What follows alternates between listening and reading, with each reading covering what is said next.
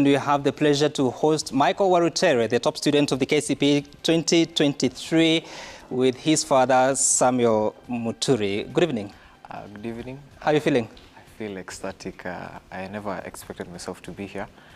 And yeah, I feel like very happy. Yeah. Right. Yeah. So just tell us, because we just saw you in that location as you are talking about what you've received, what you've scored. Yeah. But at that time, a lot of students across the country, a lot of candidates across the country were looking for their results. They were trying to send messages, they couldn't get them back. So how did you know about your score? I think the school board had the results beforehand. So our teacher texted my dad, said, please come to the school quickly, something's there. So we were wondering, what? Then we went, we found out that I was top, and we started celebrating. Yeah. So they didn't tell you until you got to the school? I think so, yeah. They just told us to come to school immediately. Okay. Yeah. Where were you, Samuel? We were working from home. So all right. We don't live so far from the school. So when the school called twice, then we said, okay, can you send us a screenshot of what these results were? Because it was around the same time Citizen was airing. The portal or the SMS was not working. Right. So we sort of saw the screenshot from the school. That's when we went to school. So you had been sending messages? Yes, we had tried, but also we were watching Live Citizen. I think it was your colleague and messages, and the presenter at that time was actually saying, yeah, I think it's not working. We are waiting for the authorities to come back. Yeah. Yeah. Interesting. And now you say that so much hard work, so much discipline is required. Tell me about that mix of skills that you need to get to where we are. What one needs to reach, all I'll say is you have to balance your time properly, because you can't be always in your books. It's not healthy, for one thing, because you have to balance your time. Some exercise, sometimes you have to exercise, another time you have to read, so that your brain can process the information properly, and at the end you will achieve success. Yeah. What was it, working this journey for a whole 8 years? Of course, it's coming at a time that there's a transition, a lot of anxieties into the new system. What has it been like, especially this year, that you are preparing the candidate? Well, as parents, obviously, we knew it was the last KCPE, and we knew our son had some potential. So we basically also did quite intentional parenting and quite purposeful parenting to try and walk with him through the journey, and ensure that he understands the mission available. But we also gave him the space to be a student, and, right. And we did our part as parents to be parents and to give him the support.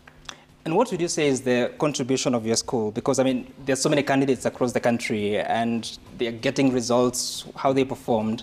What is the contribution of your teachers in the institution that you are at? For the school at large, Riara is a very sound school that it develops one academically and also holistically.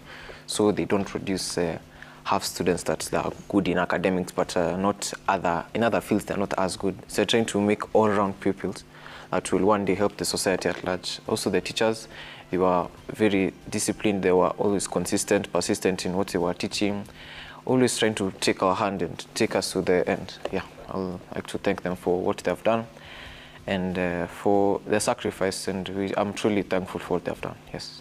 That's interesting. You focus about the society. But Dad, talk to me about the role of a parent in this, but also what do you do for a living and how does that impact on your children? So both me and so I work for a multinational in agriculture. So I've worked over 22 years in agriculture. So you learn discipline. You also learn you have to achieve targets, and also you have to allocate and do trade-offs. So once you're as a parent, then you also understand how do you help your child who is to do trade-off in this current world. There are a lot of competing interests. A lot of competing. There are gadgets. There is time. So we just applied that principle.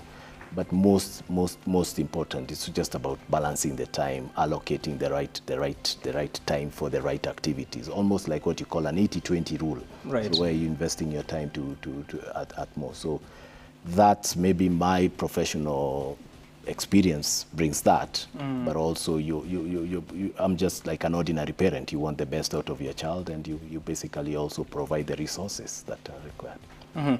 And talk to me, because you sat KCP or the previous one?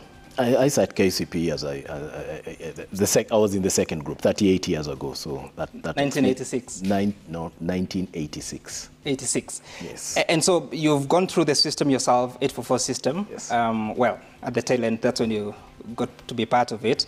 Your son is in 844. You have other children that are in CBC. Got it.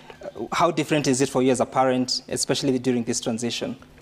So a couple of things. Obviously, I did the 844 when it was very, very fresh. So it was basically what you call a sanitized 844. You did many things, including building huts, as the presenter showed.